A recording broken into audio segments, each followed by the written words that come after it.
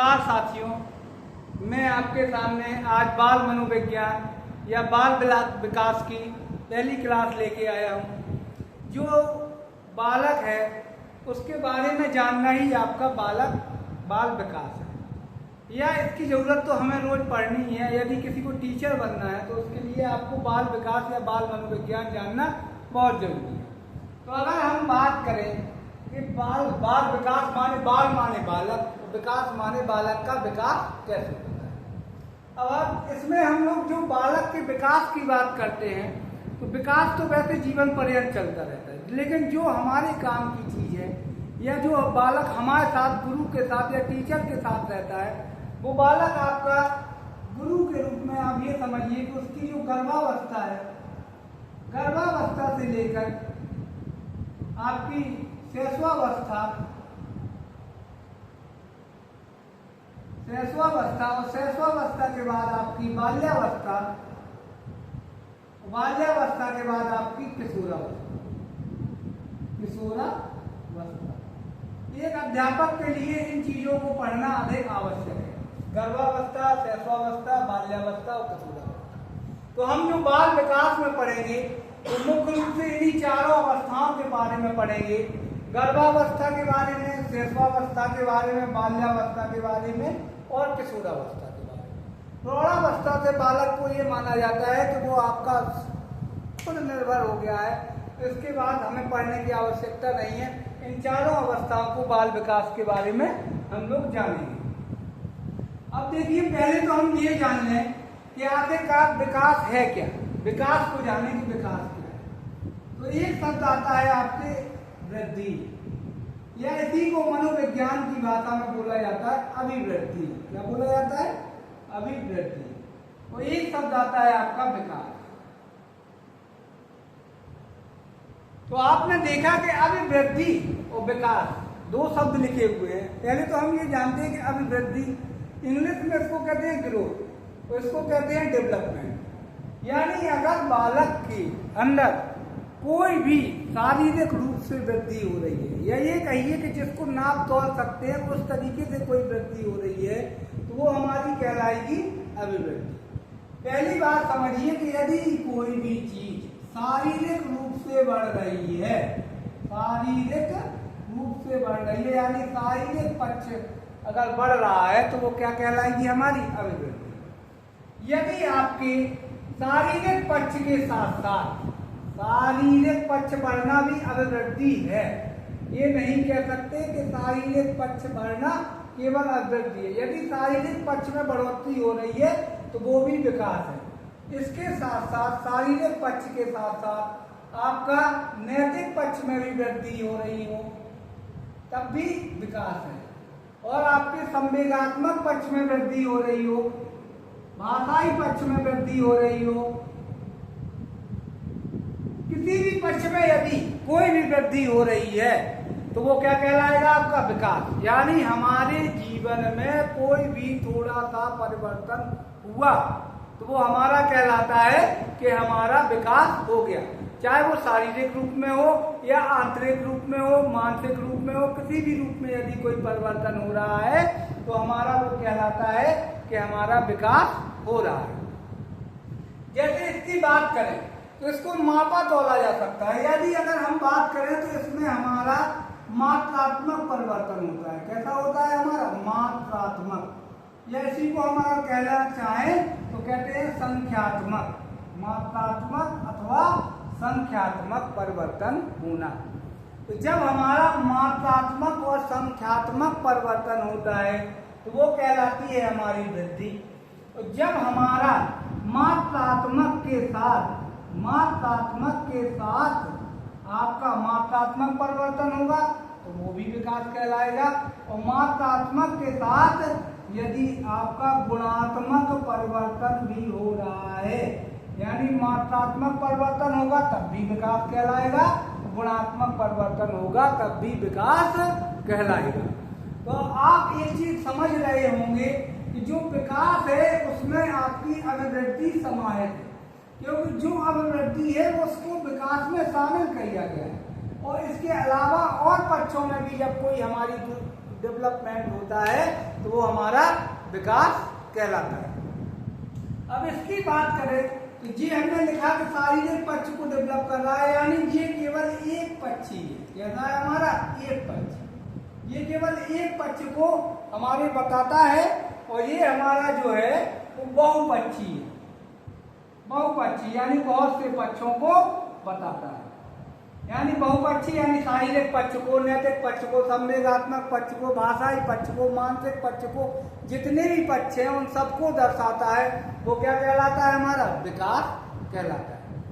अब अगर हम बात करें तो हमारी अगला पॉइंट अगर हम देखें तो अगर ये हम देखते होंगे कि हमारा शरीर है, शरीर आपने देखा होगा कि आपका बढ़ते बढ़ते बढ़ते बढ़ते एक समय आता है कि आपके शरीर में परिवर्तन होना लगभग या तो कम हो जाता है या कि ना के बराबर हो जाता है। तो हमारा ये जो है वो हमारी कुछ समय बाद वृद्धि रुक जाती है, यानी जीवन पर्यंत नहीं चलती है, कुछ समय बाद रुक जाती है, कुछ समय बाद वृद्धि रुक जाती है,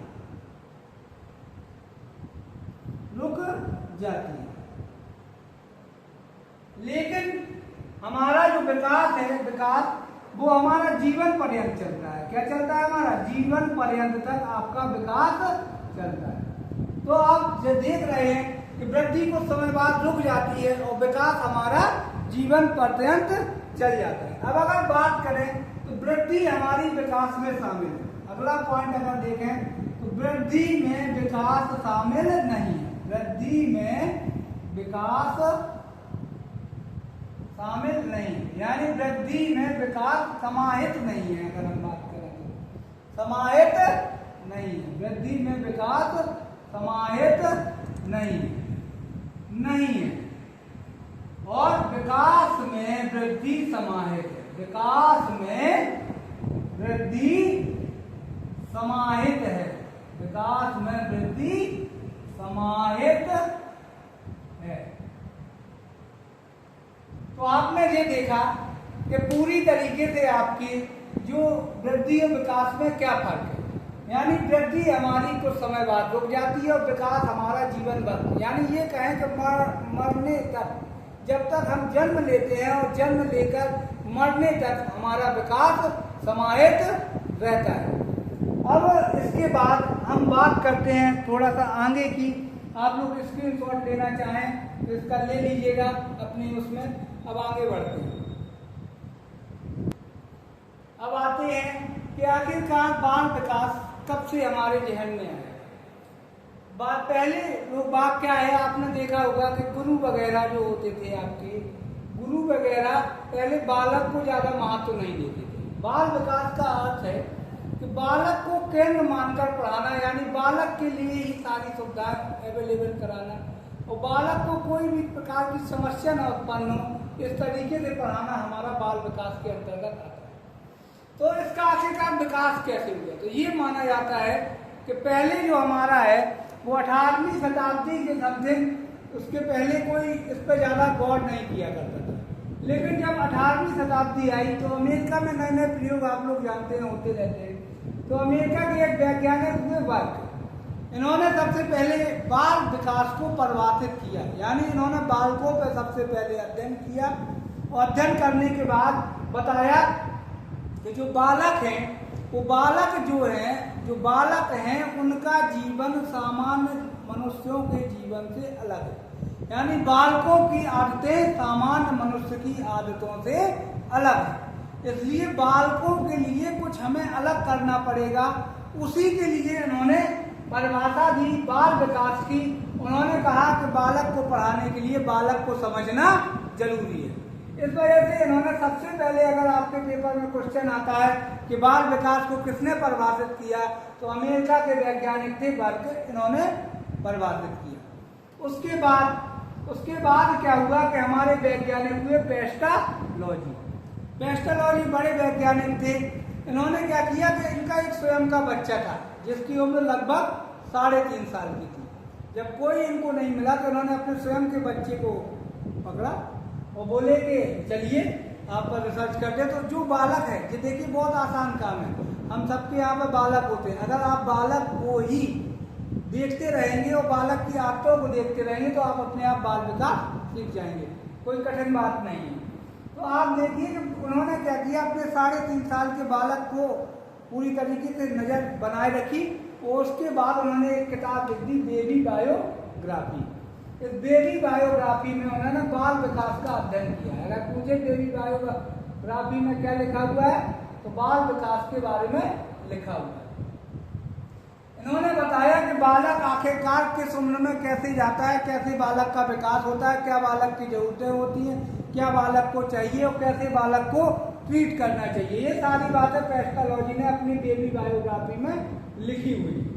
अब देखिए क्या हुआ कि अभी तक जो चल रहा था कार्यक्रम, ये ऑब्जर्वेशन का चल रहा था, कोई ब्रॉड स्तर पे नहीं था, यानी बड़े स्तर पर नहीं था। इन्होंने बालक पे केवल परिभाषित किया, इन्होंने केवल अपने बालक को वो किया। अब क्या हुआ कि स्टेनली हॉल आए, और स्टेनली हॉल महोदय ने केवल स्वयं के बारे में नहीं या स्वयं के बालक के बारे में नहीं, एक प्रश्नावली बनाई, बाल मनोविज्ञान में एक प्रश्नावली बनाई। देखिए एक बात कहें तो प्रश्नावली का निर्माण सबसे पहले वुडवर्थ ने किया था। किसने किया था? वुडवर्थ ने किया था। प्रश्नावली का निर्माण सबसे पहले किसने किया था? प्रश्नावली का निर्माण सबसे पहले किया था वुडवर्थ ने, लेकिन वुडवर्थ ने सामान्य मनुष्यों के लिए किया था, यानी सभी लोगों के लिए प्रश्नावली का निर्माण किसने किया था? वुडवर्थ ने। पेपर में पूछा जाएगा। लेकिन बाल विकास में प्रश्नावली का निर्माण या बाल मनोविज्ञान में प्रश्नावली का निर्माण सबसे पहले किसने किया? स्टेनली हॉल ने किया है। यानी अगर हम बात कर रहे हैं कि अब बालक, जो कई सारे बालकों को बुलाया गया, उनसे क्वेश्चन पुट अप किए जाने लगे। क्वेश्चन पुट अप करने के बाद उनसे पूछा जाने लगा कि आपकी आदतें क्या हैं, क्या नहीं है। तो ये ब्रॉड स्तर पे आपका बालक के ऊपर अध्ययन किए जाने लगा, और उसी को आपने क्या किया, एक प्रश्नावली का निर्माण करके बालकों से क्वेश्चन पुट अप करके उनकी आदतें, उनकी जानकारियां, उनकी परेशानियां, इन सबको नोट करना स्टार्ट किया। तो अब ये ब्रॉड यानी बड़े स्तर पर ये सर्वे चलने लगा। इस तरीके से आपकी बाल मनोविज्ञान का जन्म हुआ। इसीलिए स्टेनली हॉल को बाल मनोविज्ञान का जनक के रूप में जानते हैं, बाल मनोविज्ञान का जनक के रूप में जानते हैं। आपको ऑप्शन में स्टेनली हॉल ना मिले या स्टेनली हॉल नहीं मिलने पर पेस्टोलॉजी अगर मिल जाए तो स्टेनली हॉल, मेरी बात फिर सुनिएगा, अगर ऑप्शन में आपको स्टेनली हॉल नहीं मिलते हैं तो आप क्या कर देंगे? पेस्टोलॉजी पर चिन्ह लगा देंगे। जब तक ऑप्शन में आपके बाल मनोविज्ञान के जनक के रूप में स्टेनली हॉल लिखे हैं तब तक आप स्टेनली हॉल को सही करेंगे। अब अगली बात करते हैं हमारे अगले वैज्ञानिक में, क्रो एंड क्रो जी। और अधिक इन्होंने बालकों को सम्मान दिया, इज्जत दी।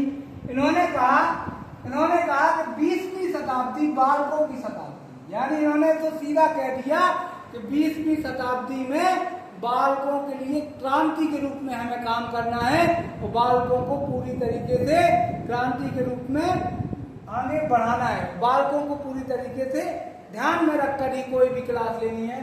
तो इस तरीके से ये आज की हमारी मनोविज्ञान की क्लास खत्म करते हैं। आपको ये दोहराने में मुश्किल से 5-10 मिनट लगेगा। आप लोग क्लास देखिए और इसको याद करते रहिए। धन्यवाद।